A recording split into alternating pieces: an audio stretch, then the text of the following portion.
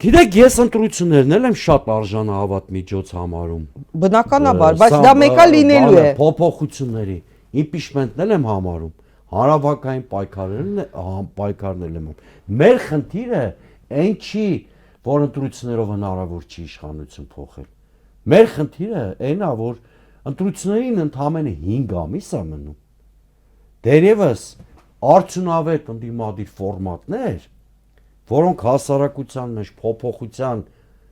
հույս կառաջացնեն, ձևավորված չեն։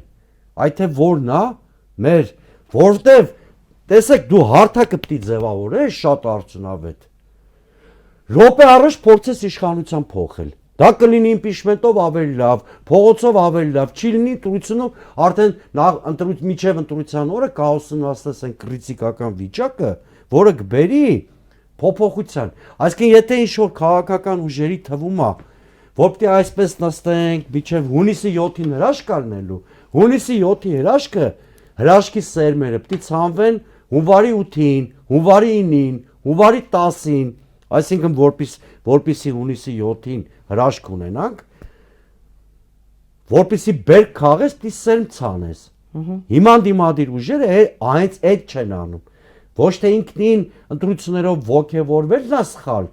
չէ, ընտրություններով պետք է ողջևորվել, բայց որպեսզի քո ողջևորությունը հիմք ունենա, դու պետք է հավատ առաջացնես քաղաքացու մոտ, որ ընտրություններով կարող ես փոխել։